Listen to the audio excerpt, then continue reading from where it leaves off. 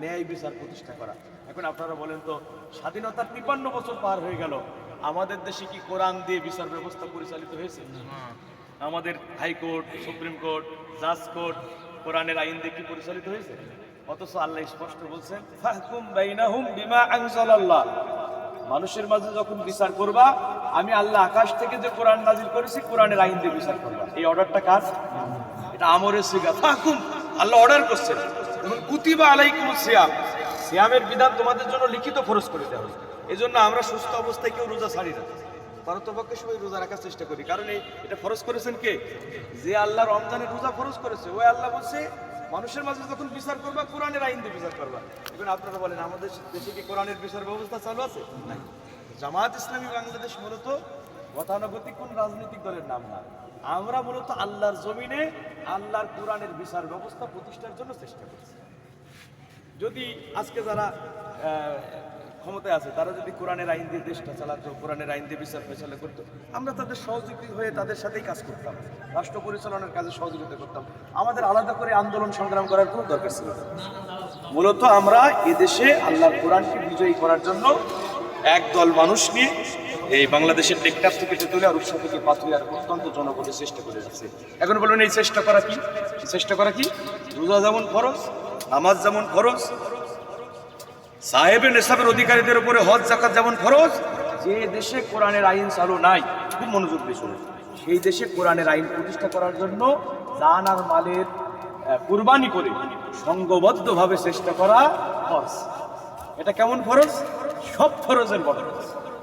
যত ফরজ আছে সব ফরজের বড় ফরজ হলো আল্লাহর জমিনে আল্লাহর এই কোরআনকে বিজয়ী করার জন্য চেষ্টা করা। বলবেন কিভাবে?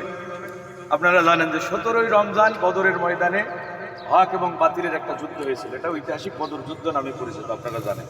এটা 17ই রমজান পার হয়েছে, বদর দিবসে আমরা আলোচনা করেছি। বদরের ময়দানে সাহাবীরা সঙ্গে রোজা রাখা অবস্থায় ছিল। কি রোজা? নফল রোজা না ফরজ রোজা? ফরজ রোজা। আল্লাহ রসুল বলেন, খেজুর খাও, পানি খাও, রোজা ভেঙে খাও। অথচ তখন ইফতারের সময় হয়ে গেছে, সাহাবীরা ইতস্ত করতেছেন, এখনো তো ইফতারের সময় হয়ে গেছে। রাসূলুল্লাহ আগে খেজুর খেলেন, পানি খেয়ে রোজা ভেঙে ফেললেন। রাসূলুল্লাহ যখন রোজা ভাঙলেন, সাহাবীরা রোজা ভেঙে ফেললেন। এখন ছিলেন তো ফরজ রোজা, তো রাসূলুল্লাহ ফরজ রোজা ভেঙে ফেললেন কেন? মদিনার ইসলামকে হেফাজত করার জন্য। মদিনায় ছোট্ট একটি ইসলামী রাষ্ট্র প্রতিষ্ঠিত হয়েছে, মক্কায় রসুলকে থাকতে দেয় নাই। রাসূলুল্লাহ মদিনায় এসে একটা ছোট্ট ইসলামী রাষ্ট্র প্রতিষ্ঠিত করেছে। ওই রাষ্ট্রের স্বাধীনতা, সার্বভৌমত্বের, অখণ্ডতার অস্তিত্ব হেফাজত করার জন্য রাসূলুল্লাহ রোজা ভেঙে ফেললেন। যা আজকে যদি 313 জন বদরের ময়দানে পরাজিত হয়ে যাও, পৃথিবীতে আর রোজা রাখার মতো মুসলমান পাওয়া যাবে। রোজা ভেঙে ফেল, আগে মদিনার ইসলাম ঠেকাও। এরপরে দেখেন, তাহলে যে ফরজ আর একটা ফরজকে রহিত করে দেয়, ওই ফরজের গুরুত্ব বেশি না কম? স্টেশনে লোকাল ট্রেন আছে, এখন ইন্টারসিটি ট্রেন যদি আসে, কোন ট্রেনটা আগে ছাড়বে? আগে ইন্টারসিটি ছাড়বে, তারপর লোকাল ছাড়বে। লোকালকে রহিত করে দেবে, থামিয়ে দেবে, ইন্টারসিটি চলে যাবে। তাহলে যে ফরজ আর একটা ফরজকে রহিত করে দেয়, ওই ফরজের গুরুত্ব বেশি। তাহলে রোজাকে রহিত করে দিচ্ছে ইসলাম কায়েমের ফরজ। কথাকে আমি বোঝাতে পারছি? এরপরে খন্দকের জিহাদের দিন পরীক্ষা খনন করছে। আপনারা জানেন যে 10,000-এর বিশাল বাহিনী নিয়ে আবু সুফিয়ান মদিনা আক্রমণ করার, উহুদের রক্তের দাগ তখনও শুকায় নাই, রসুলের দাঁত ভাঙা, মাথা ফাটা, 70 জন সাহাবী শহীদ হয়েছে। আবার 10,000-এর বাহিনী নিয়ে মদিনা আক্রমণ করতে আসছে আবু সুফিয়ান। মদিনার উত্তর দিকে 3.5 মাইল রাস্তা ফাঁকা ছিল। হযরত সালমান ফার্সির পরামর্শে পরীক্ষা খননের কাজ শুরু হচ্ছে।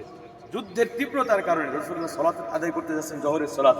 জিবরিল আমিন এসে বলছেন, আগে পরীক্ষা খনন করেন, আবু সুফিয়ানের বাহিনী মোকাবেলা করেন।